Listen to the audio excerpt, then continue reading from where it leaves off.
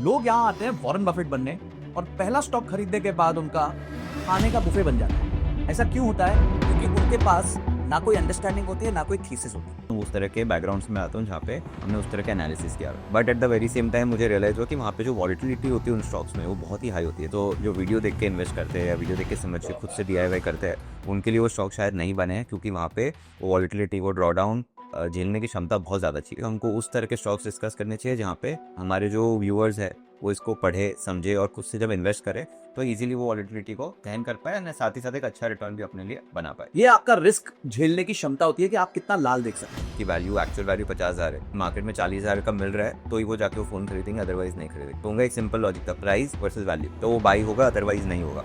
उसमें आगे उसमें क्या ग्रोथ आने वाली है, कितना प्रॉफिट आएगा, क्या आएगा, वो सब सेकेंडरी है, बट ग्रोथ स्टॉक्स लेता हूँ।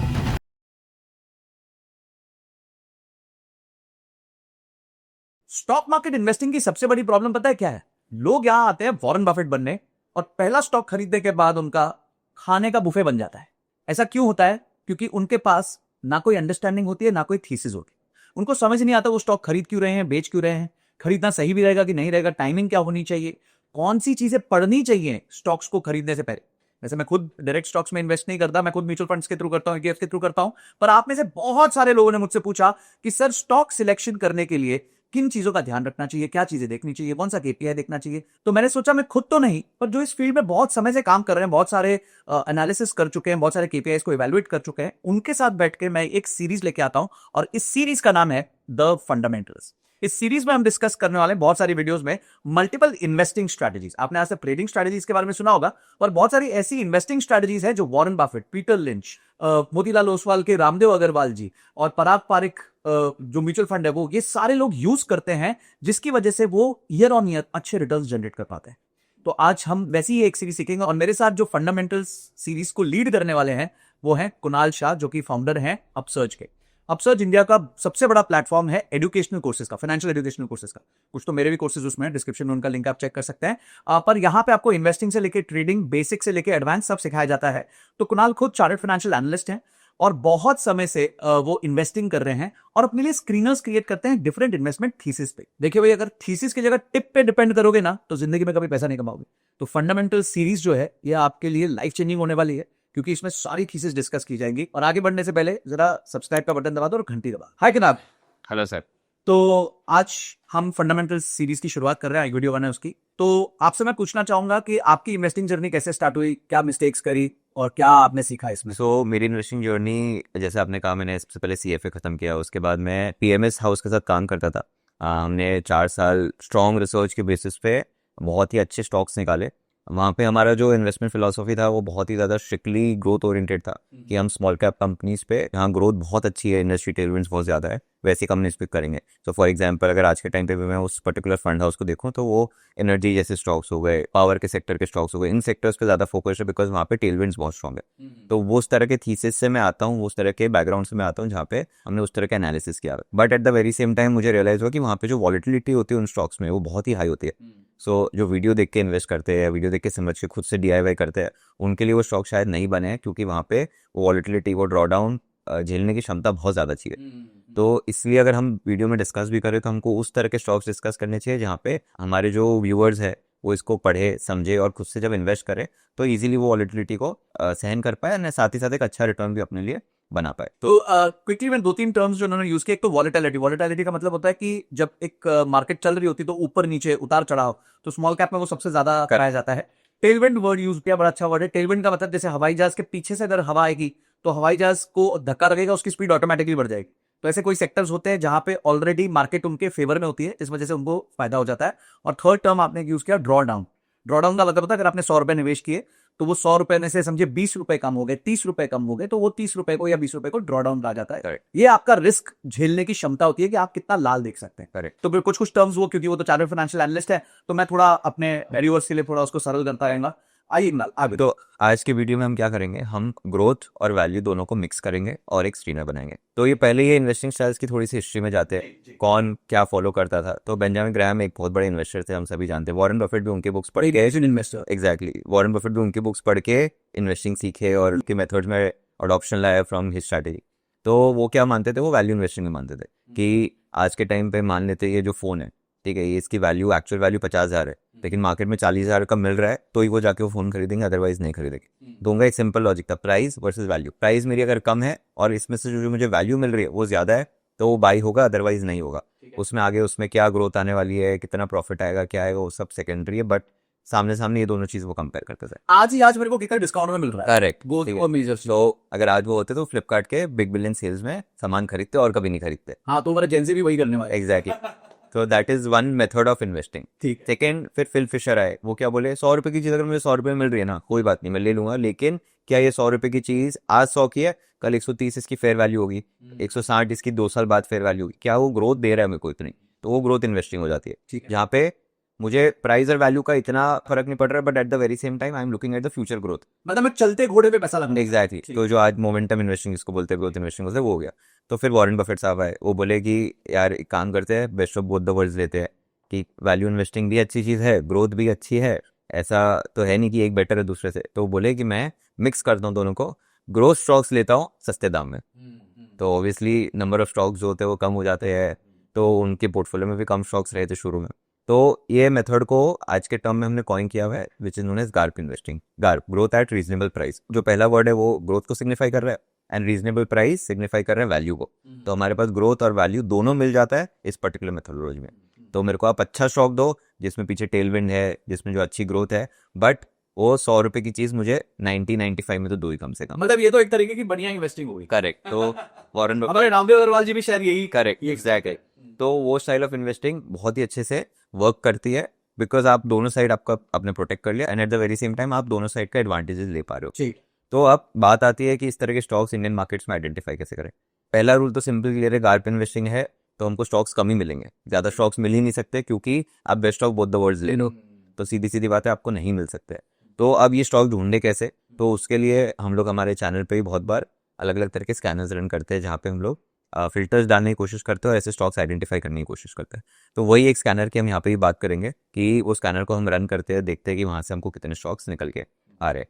सो to begin with basic conditions है, सारी कंडीशंस को वॉक थ्रू करेंगे, समझेंगे कि कंडीशन में क्या क्या हम डिस्कस तो करें। ये वेबसाइट का नाम है screener.in। Correct. इसका लिंक हम डिस्क्रिप्शन में दे देंगे, कहीं अगर आप इसको यूज करना चाहते हैं। फ्री सॉफ्टवेयर, फ्री गुड है। करेक्ट। तो हम स्क्रीनर एज ए टूल का मदद लेंगे, उसमें फ्री स्क्रीन्स आप क्रिएट कर सकते हो, हम बाद में क्वेरी को सेव भी कर देंगे और सीधे सीधे क्वेरी भी हमारे यूजर के लिए पुट फोर्थ कर देंगे। स्क्रीन का मतलब अगर हम समझा पाए अपने यूजर्स को। स्क्रीन बेसिकली इंडिया में आज के टाइम पे 5,000 स्टॉक लिस्टेड है, कॉमन स्टॉक जो BSE NSE पे मिला के। तो उन 5,000 में से मैं कुछ फिल्टर डालूं, ताकि फिल्टर होके मुझे एक स्क्रीन स्टॉक्स मिले कि हाँ ये मेरे पैरामीटर्स है, ये पैरामीटर्स मेरे फॉलो करते हैं ये पर्टिकुलर स्टॉक्स, और ये स्टॉक्स मेरे निकल के भाई जैसे हम होटल बुक करते हैं तो हम देखते हैं 5 स्टार होटल, वैसे ही 8,000 से ऊपर रेट होना चाहिए और इस लोकेशन के पास होना चाहिए। तो एक तरीके के फिल्ट्रेशन सिस्टम है। करेक्ट। ठीक है। हम लोग इसमें मार्केट कैप डाल सकते हैं कि कंपनी का वैल्यू कम से कम 10,000 करोड़ का हो ही, सेल्स डाल सकते हैं कि सेल्स 10,000 करोड़ की हो ही, उससे ऊपर के स्टॉक्स दिखाना, उससे नीचे कितना दिखाना, एंड सो फोर्थ। तो इसमें n number of permutation combination आप बना सकते हो, ठीक है, बेस्ड ऑन कि आपको क्या चाहिए। तो तीनों की मदद से हम ये स्क्रीन बनाएंगे और देखेंगे कैसे वर्कआउट हो रहा है। तो I will walk you through all the filters that I have put through. तो हम देखेंगे, सबसे पहला देख रहे हैं हम market cap should be greater than 1,000। अब यहाँ पे बाय डिफॉल्ट इस पर्टिकुलर प्लेटफॉर्म में जब हम 1,000 लिखते हैं तो करोड़ मान लेता है।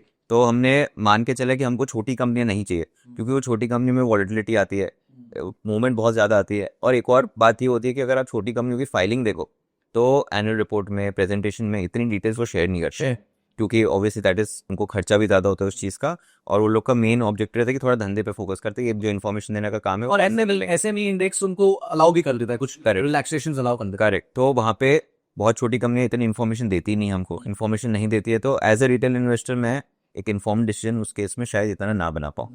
तो that is one of the main reason कि मैंने 1,000 करोड़ तो बेयर मिनिमम क्राइटेरिया रखा ही है मार्केट वैल्यू का।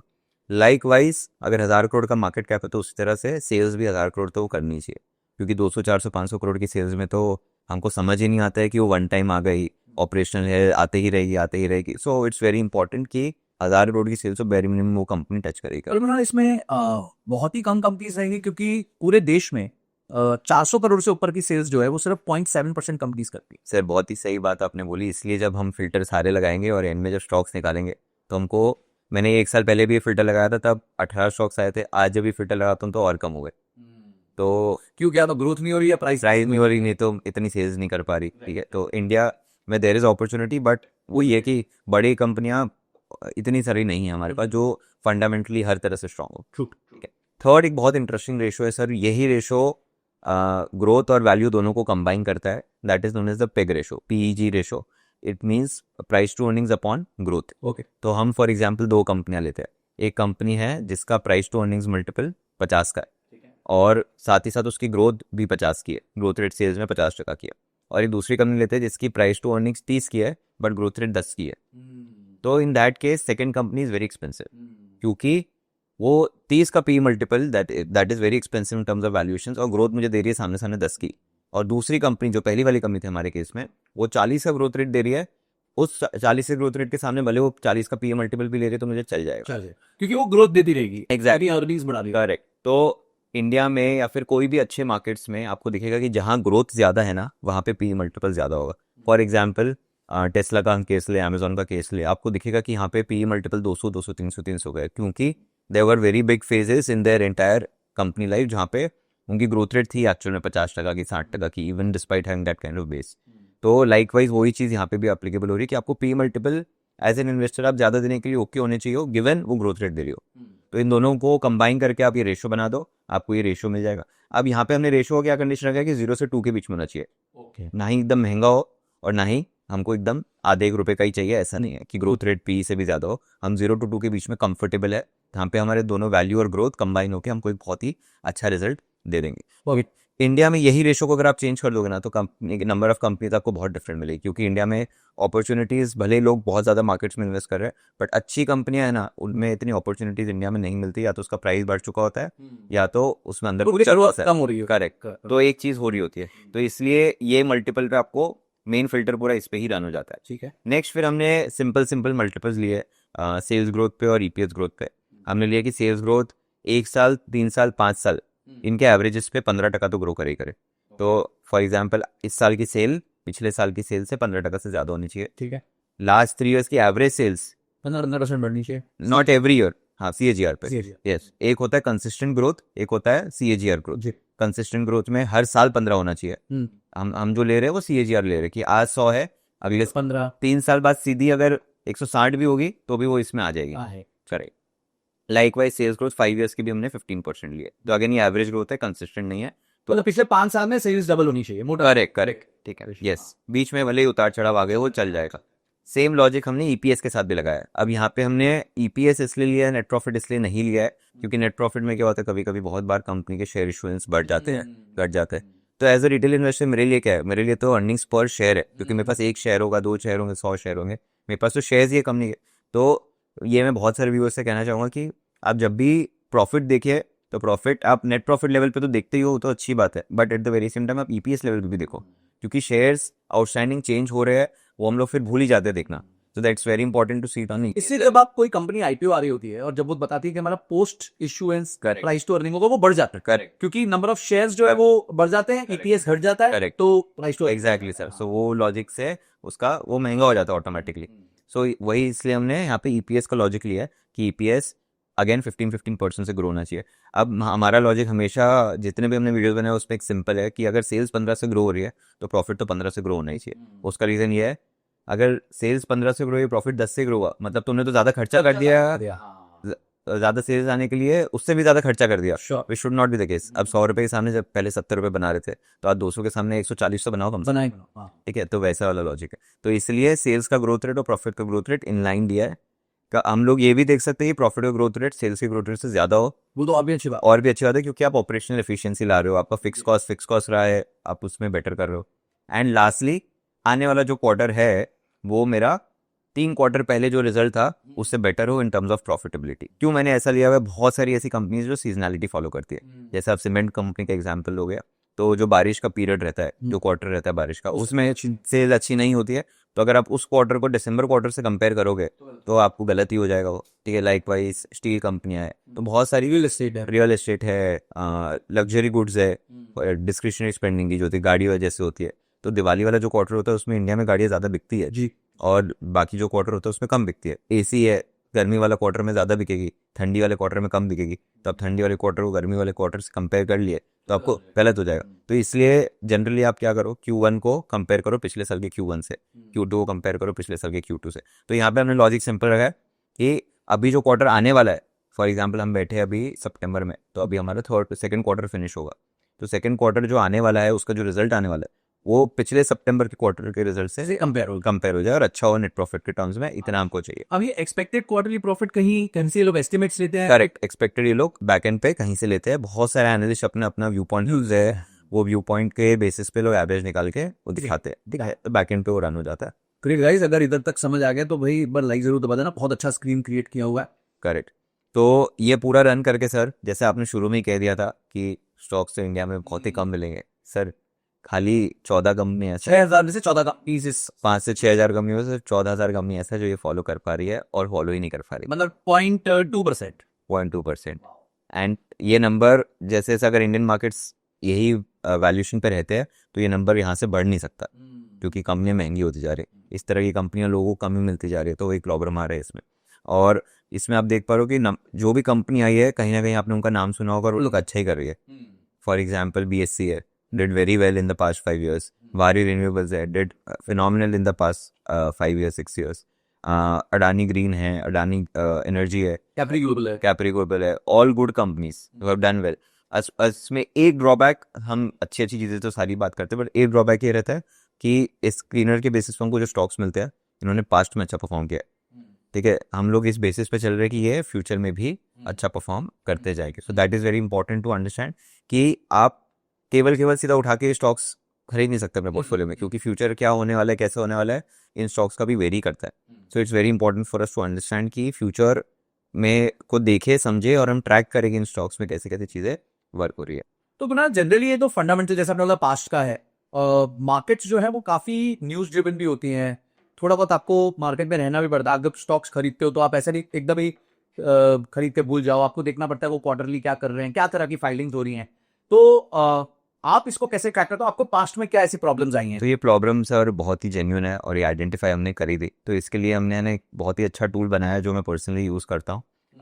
ओरिजिनली शुरू में ही मेरी पर्सनल प्रॉब्लम थी, इवेंचुअली रियलाइज हुआ कि ये सबकी ही प्रॉब्लम है। तो क्या क्या प्रॉब्लम्स आई आपको? प्रॉब्लम पहले ये है कि ये स्टॉक, अब पता चल गया कि वारी अच्छा स्टॉक है, अब वारी में क्या हो रहा है, कल वारी में अभी तो इतनी सारे मूवमेंट्स हो रहे हैं मार्केट्स में, कभी यूएस के साथ कोई ट्रांजैक्शन लीक पे प्रॉब्लम आती है, कभी टैक्स में कोई रिफॉर्म्स आते हैं, तो इतनी सारी चीज़ें हो रही है जिसकी वजह से पूरा का पूरा PNL चेंज हो जाता है। सिंपल सा लॉजिक लगाते हैं, मारुति सुजुकी में 10% अगर GST कम हो रहा है और लोग कार में GST वापस क्लेम भी नहीं कर सकते, तो 10% प्रॉफिट सीधा सीधा मारुति का क्या हो रहा है यहाँ पे, अगर सेम प्राइस पे रहता है तो बढ़ जाता है। तो वो लॉजिक से अब वो चीज़ अगर मैं ट्रैक नहीं कर पा रहा हूँ तो मैं यहाँ पे यूज़ कर रहा हूँ, और मुझे ट्रैक भी बाकी सबसे पहले करना है। बाकी सबसे पहले इसलिए करना है क्योंकि अगर मैं इन्वेस्ट कर रहा हूँ आज के टाइम पे, तो मैं चाहूँगा कि मैं जो 100 की चीज़ 105 हो उससे पहले 100 पे ही कर लूँ। वही growth at reasonable price. Growth at reasonable price, ऐसा नहीं है कि कुछ भी प्राइस पे मैं ओके हो खरीदने को। और प्राइस इन्फॉर्मेशन इंडिया में अब धीरे धीरे जैसे मार्केट बहुत एफिशिएंट हो रहा है, प्राइस रिफ्लेक्ट करने लग जाती है सारी न्यूज़। तो हमारा काम ये है कि हम न्यूज़ में जैसे रिफ्लेक्ट हो उससे पहले हम थोड़ा सा पहुँच जाए, ताकि हम बाकी लोगों से आगे रहे। तो इसको सॉल्व करने के लिए हमने मार्केट वॉच करके एक प्लेटफॉर्म बनाया। उसमें मैं क्या करता हूँ, सिंपल सा प्लेटफॉर्म है जहाँ पे मैं एक वॉच लिस्ट क्रिएट कर सकता हूँ, ठीक है, 150 स्टॉक्स उस वॉच लिस्ट में डाल सकता हूँ, और उस वॉच लिस्ट में डाले हुए सारे स्टॉक्स की सारी इन्फॉर्मेशन मुझे व्हाट्सएप पे आ जाती है। व्हाट्सएप पे? करेक्ट, ईमेल पे नहीं? ईमेल पे नहीं, और ऐप के नोटिफिकेशन में भी। बहुत सारे ऐप के नोटिफिकेशन आज के टाइम पे तो हमारे सब बंद रहते हैं बाय डिफॉल्ट, जैसे डाउनलोड करते हैं वैसे ही बंद कर देते हैं, तो that does not make sense, इसलिए व्हाट्सएप पे आ जाती है। और उसमें साथ ही साथ एक सेंटिमेंट भी हम भेज देते हैं। फॉर एग्जाम्पल मारुति की आज कल GST का कट हुआ, जब हम ये वीडियो रिकॉर्ड कर रहे हैं उसके एक दिन पहले, तो ऑटोमेटिकली वो पर्टिकुलर सेम डे की सेल्स बढ़ी उसकी, तो एक पॉजिटिव साइन है, तो ऑटोमेटिकली वो न्यूज़ चली गई। अब मारुति का शेयर प्राइस देखो पिछले 2-3 दिन में it's been on a positive trajectory. तो वो सारी की सारी न्यूज़ मेरे को व्हाट्सएप पे आ जाती है। अब कुछ यूज़ केसेस मैं आपको बताता हूँ इसमें, जहाँ पे we have made very good insights, we have seen कि ये प्लेटफॉर्म चल रहा है नहीं चल रहा है, अच्छे से रिजल्ट दे रहा है नहीं दे रहा है, एंड सो फोर्थ। अब फॉर एग्जाम्पल सर बहुत सारे स्टॉक्स में बल्डी ब्लॉक डील होती है, आप जानती हैं। तो बल्डी ब्लॉक डील के लिए हमने क्या सोचा कि जैसे कोई बल्डी ब्लॉक डील होती है तो वॉल्यूम में एक स्पाइक आता है, तो जैसे वॉल्यूम में स्पाइक आए तो हम एक्सचेंज पे वो नोटिफिकेशन आने का वेट करने के बदले वो वॉल्यूम की स्पाइक को देखे और हमारा सिस्टम जाके चेक करे कि क्या बल्डी ब्लॉक डील आई है, और उसी समय हम सीधा सीधा वो नोटिफिकेशन उनको भेज दें। वो बिकॉज मल्टीपीस जनरली क्लोजिंग के बाद रिपोर्ट बाकी सारे लोग क्लोजिंग के बाद भेजते हैं उसको, हम लोग ने वही किया है कि उसको उसी समय के समय पहुंचा दे। फॉर एग्जाम्पल मैं आपके आपको बस बायर नहीं पता चलेगा। हाँ बाहर नहीं पता चलेगा, लेकिन ओके बट आपको वॉल्यूम एग्जैक्टली वॉल्यूम समझ में आ रही है। तो जैसे आप अपनी स्क्रीन पे देख पा रहे हो कि रिलायंस का हमको 10:59 पे एक बहुत बड़ा वॉल्यूम का स्पाइक दिख रहा है यहाँ पे 11 बजे से जस्ट पहले, और उसके 4 मिनट बाद वो न्यूज़ आपके व्हाट्सएप पे आ गई। व्हाट्सएप का स्क्रीनशॉट मैंने अटैच किया, तो पूरा का पूरा सेंटिमेंट और सेंटिमेंट न्यूट्रल है, कोई एक्शन लेने लायक यस, क्योंकि कौन बायर है कौन सेलर है वो हमको पता नहीं चला। अगर कोई बहुत बड़ा इन्वेस्टर आता तो हमारे लिए पॉजिटिव हो जाता, प्लस प्राइस में बहुत बड़ा डिफरेंस होता। मान लीजिए मार्केट प्राइस चल रहा है 1350 पे और उसमें 1380 पे एक बड़ी डील हो गई, देन इट्स अ पॉजिटिव से, तो वो पॉजिटिव लिखा हुआ जाता सेंटिमेंट। लाइकवाइज बहुत सारे हमारे पास केसेस ऐसे जहाँ पे कोई कोई न्यूज़ आती है मीडिया में, हमको पता नहीं चलता ये सही है गलत है, ठीक है, कि उसमें न्यूज़ आ गई बस रैंडमली है, फिर बाद में पता चलता है कि ये न्यूज़ सही नहीं है। तो हम लोग वो भी एक काम करते हैं कि क्रॉस चेक कर लेते हैं जेन्युइन सोर्सेज से और फिर पोस्ट करते हैं। तो फॉर एग्जांपल अभी टाटा मोटर्स की एक न्यूज़ आई थी कि टाटा मोटर्स ने गाड़ियाँ डिलीवर की, तो उसका क्वांटिटी आया था कि इतनी क्वांटिटी डिलीवर कर दी और इतनी इंक्वायरी आई है नवरात्रि वाले फेज में। तो हमने वो क्रॉस चेक किया और फिर वो न्यूज़ पहुंचाई, जैसे कि आप देख पा रहे हैं 10,000 डिलीवरीज हुई और 25,000 की इंक्वायरी आई जो अपने नवरात्रि पे। मतलब ये आपको इनेबल करता है कि आप बेटर डिसीजंस ले पाओ Correct. करना है कि नहीं। क्योंकि पास्ट से आपको सीधा सीधा आप ले नहीं सकते स्टॉक, Right. आपको उसको ट्रैक करना जरूरी है। लाइकवाइज कॉर्डफे फिलिप्स में एक बहुत बड़े एग्जीक्यूटिव डायरेक्टर ने रिजाइन किया, which was a negative sign obviously. हाँ, तो आप नेगेटिव साइन आई, वो देखो आप वो न्यूज़ आई और बाद में स्टॉक का मूवमेंट देखो 7% से स्टॉक वहां से लेके डाउन है। तो ये सब इन्फॉर्मेशन बहुत मतलब उसके कितने मिनट में मतलब ये हो गया इन्फॉर्मेशन तो कर जाई थी 7:54 PM को आई वो इन्फॉर्मेशन, और अपने को अगले दिन दिख पा रहा है कि सुबह मार्केट पे सुबह मार्केट में उसने को रिएक्ट करते। तो अगर आप सुबह खेल लेते तो करेक्ट, या अगर आपके पास होता आप बेच लेते। हाँ, ओपन हुआ एक कैंडल पे, दूसरा कैंडल पे आप खेल सकते थे। तो that is how you can easily use this information. तो इट्स वेरी इंपॉर्टेंट कि ये सारी चीज़ें हम पता करें, जान के रखें, क्योंकि आप इन्वेस्ट कर रहे हो इसके बेसिस पे सिंपली कि स्कैनर में अच्छा स्टॉक निकल के आ गया अब आगे क्या, तो वो तो गलत हो गया। आप ये ट्रैक करो, ट्रैक करते हुए आपको दिख रही है कि हाँ भाई हर 3 महीने में ये बात हो गई कि आपने देखा कि ये घोड़ा परफॉर्म तो बहुत अच्छा आ रहा है, पर ये देख लो कहीं चोट तो नहीं लगी उससे Exactly. अभी पता चला पहले तो बहुत अच्छा परफॉर्म किया और अभी चोट लगी। क्योंकि मान लेते कि क्वार्टर आप ट्रैक कर रहे हो, उस क्वार्टर में 3 महीने हुए, 3 महीने में 20 न्यूज़ आई, 20 में से 15 न्यूज़ पॉजिटिव आ रही है और 5 ऐसी न्यूज़ आ रही है जो निगलेक्ट कर सकते हो आप, इतनी नेगेटिव है बट निगलेक्ट कर सकते हो, then it becomes an investing stock for you, you can still go ahead and buy it. So उसका पर्पस ही बनाने का ये था कि आप कर सको। कुछ फीचर्स है इसके जो मैं आपको वॉक थ्रू करा देता हूँ मार्केट वॉच के। वन इज कि अगर आप स्मॉल कैप में इन्वेस्ट करते हो खाली, तो आप स्मॉल कैप के 100 निफ्टी के स्मॉल कैप इंडेक्स के ट्रैक कर सकते हो एक साथ। अगर आप मिड कैप में करते हो तो मिड कैप एक साथ ट्रैक कर सकते हो। 50 ही स्मॉल कैप के ऊपर वाले करना है तो वो कर सकते हो। निफ्टी 100 कर सकते हो, मेटल लॉट, जो भी आपके इंडेक्सेस है। करेक्ट। अगर आपको सिर्फ पीएसयू बैंक करना है, पीएसयू बैंक अभी चल रहे हैं, आपको वो करना है तो वो ट्रैक कर लो। तो you can add these presets that are fixed already and then avail this. The best part is this is available for free for the first 7 days. अरे वाह ग्रेट। तो आप एंड वैसे क्या सब्सक्रिप्शन चार्जेस? तो इसमें 2 प्लान है sir, एक 3 मंथ्स का, एक 12 मंथ्स का। 3 मंथ्स का जो प्लान है उसका फीस है 2499 और 12 मंथ्स का जो प्लान है उसका फीस है 7499। तो लाइन पे चलते हैं। हम एक काम करते हैं फॉर आवर व्यूअर्स जो हमारे अभी डिस्क्रिप्शन में लिंक से सब्सक्राइब करेंगे तो we can give them 20% discount if they write a code S20। Done sir, ठीक है, तो ग्रेट। S20 कोड से आप ये मार्केट वॉच का सब्सक्रिप्शन ले सकते हैं। उसमें पहले 7 डेज आपको टोटली फ्री मिलेगा, आपको कोई पेमेंट करने की जरूरत नहीं। और उसके बाद जो भी आप पैकेज लेते हैं, चाहे वो 2500 का है या 7500 का है, उस पर आपको 20% डिस्काउंट मिलेगा। भूलना मत, S20 कोड जरूर डालें। Done sir. तो आई थिंक इससे लोगों का अपडेट रहेंगे वो ज्यादा और बेटर डिसीजंस ले पाएंगे, चाहे उन्होंने वो स्क्रीनर यूज किया हो या कैसे भी उसको उसके बेसिस पे जो भी स्टॉक्स वो आइडेंटिफाई करना चाहते हो वो इधर से टेस्ट कर सकते। Correct sir. ग्रेट। तो इस थीसिस से जनरली आपने क्या देखा है, over let's say 15 to 20 year horizon एक इन्वेस्टर क्या रिटर्न्स कमा सकता है? सर रिटर्न्स पे तो मैं एग्जैक्टली कमेंट नहीं करूंगा, लेकिन ये स्क्रीनर सबसे पहले मैंने बनाया था लास्ट अगस्त सितंबर में। वहां से आपने देखा ही मार्केट नीचे रही, ठीक है। आज भी निफ्टी को देखो तो उस लेवल से 7-8% निफ्टी डाउन है। मैंने सर ये इसके अगस्त से लेके लास्ट जुलाई तक, दैट इज 10 मंथ्स ना 11 मंथ्स का पीरियड में देखा रिटर्न्स कितना है, 1% पॉजिटिव था। Even when the markets are 8-9% negative. Correct. तो मेरा जो कॉन्फिडेंस है वो ज़्यादा बढ़ गया कि this is giving me good returns also, and it's not the case कि खाली पास्ट रिटर्न्स के बेसिस पे ही वर्क किया है। क्योंकि जनरली बहुत बार ऐसा होता है कि पुराने स्टॉक्स पहले रिटर्न्स दे चुके होते हैं वो सबसे ज़्यादा गिरते हैं, बट इससे ये पता चल रहा है कि फंडामेंटली जो स्ट्रॉन्ग स्टॉक्स है प्लस वो पैक 2 के अंदर आ रहे हैं, जो ग्रोथ रीजनेबल प्राइस पे हमको मिल रही है, तो वो गिरते भी नहीं है। सो वो एक पॉजिटिव सिग्नल है in terms of the returns that they have quoted, obviously disclaimer है सबके लिए कि you don't have to invest straight away blindly. आप अभी रिसर्च करिए, Research अपने रिसर्च एनालिस्ट से बात कर लीजिए, एडवाइजर से बात कर लीजिए। बट ये एक तरीका है जिससे आप ईयरली एक स्क्रीन क्रिएट कर सकते हैं और थोड़ा लॉजिकली शेयर्स में इन्वेस्ट कर सकते हैं, क्योंकि लोग लॉजिक भूल जाते हैं जब वो शेयर्स हाँ, चिप पे रहते हैं। और वो टिप पे चलते हैं। बट टिप याद रखना, टिप टपरी पे मिलती है और टपरी वाली टिप जो है वो आपको कभी भी प्रॉफिट कमाने नहीं देती। Great.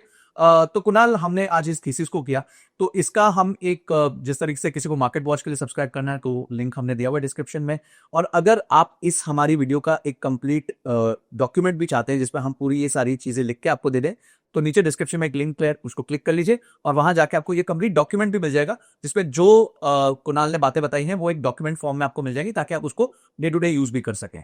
Great Kunal, thank you so much. अब मुझे बताइए कि पार्ट 2 में आप कौन सी थीसिस बताने वाले हैं? पार्ट 2 में हम केवल जो बेंजामिन ग्राहम ने सोचा था उसको लेते हैं, वैल्यू इन्वेस्टिंग को, और इंडियन वे में थोड़ा उसको मॉडर्नाइज करते हैं, क्योंकि इंडिया में वैल्यू इन्वेस्टिंग ऐसा नहीं होता कि आपको 60% डिस्काउंट पे चीज़ें मिल जाए, पर आपको कुछ कुछ ऐसे स्टॉक्स है जो मिल जाते हैं अच्छे डिस्काउंट पे विज़िवी उनके प्योर्स।